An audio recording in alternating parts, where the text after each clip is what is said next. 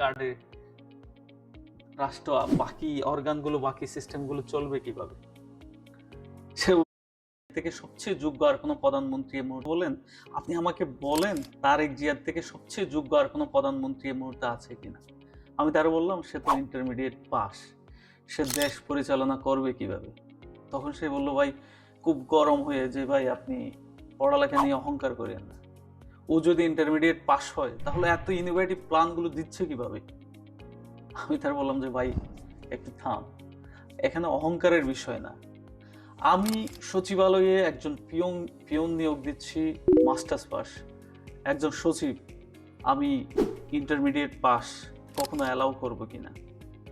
এখন আমি এই জায়গাতে যদি অ্যালাউ না করি, সব সচিবদের বস একজনকে আমি ইন্টারমিডিয়েট পাস বসাইতে পারি কিনা।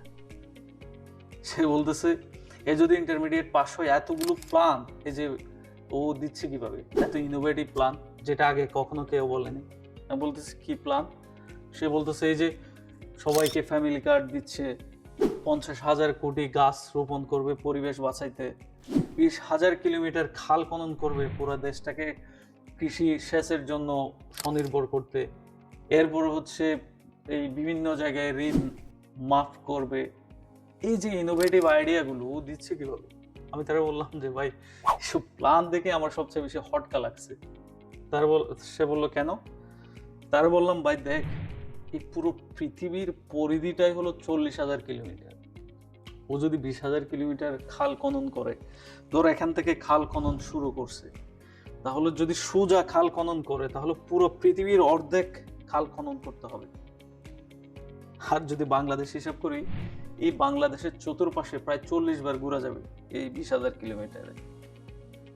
এরপরে বলি যে 50 কোটি গাছ, এই 50 কোটি গাছ যদি লাগাতে যাই, আমি যদি বছরে 365 দিন হিসেব করি, শুক্র শনি রবি কোনো বন্ধ নাই, কোনো ঈদের দিনও বন্ধ নাই, প্রত্যেকদিন গাছ লাগাইলো, তাহলে প্রতিদিন 2,73,000 করে গাছ লাগাতে হয়।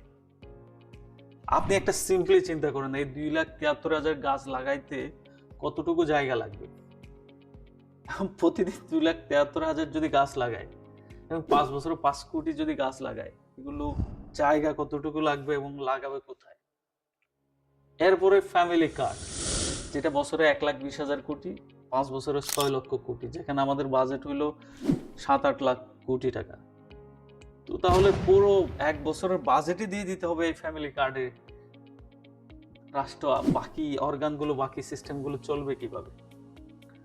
সে গরম হয়ে গেল, বলতেছে ভাই তাহলে জামাতের প্ল্যান কি? এই যে কয়দিন আগেও জামাতের আমির বললো যে নারী প্রধান হবে না। আমি বললাম যে ভাই আমাদের এই মুহূর্তে সমস্যা কি জামাতের প্রধান আমির নারী হওয়া?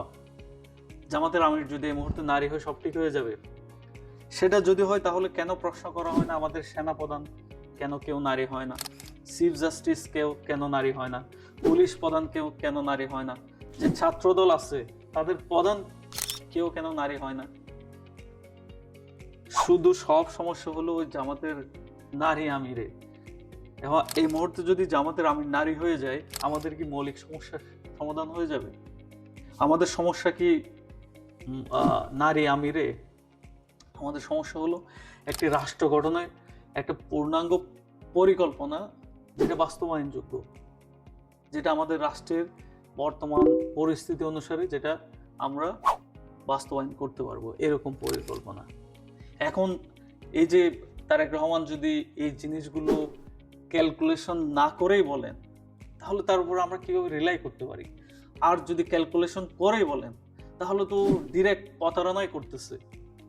আমি তার উপর কিভাবে তখন নির্ভর করতে পারি যে ভোটের আগে আমাদের সাথে প্রতারণা করে? এর উপর দেশের তাদের অধিকাংশ এমপি দেওয়া হয়েছে ঋণ খেলাপি। তারা নিজের উন্নয়ন করবে না দেশের উন্নয়ন করবে।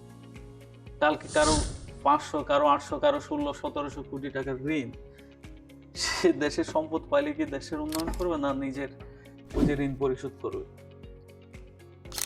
জাতির কাছে আমার প্রশ্ন, ওই কর্মীর কাছেও প্রশ্ন করছিলাম, কথা না বলে চলে গেছে।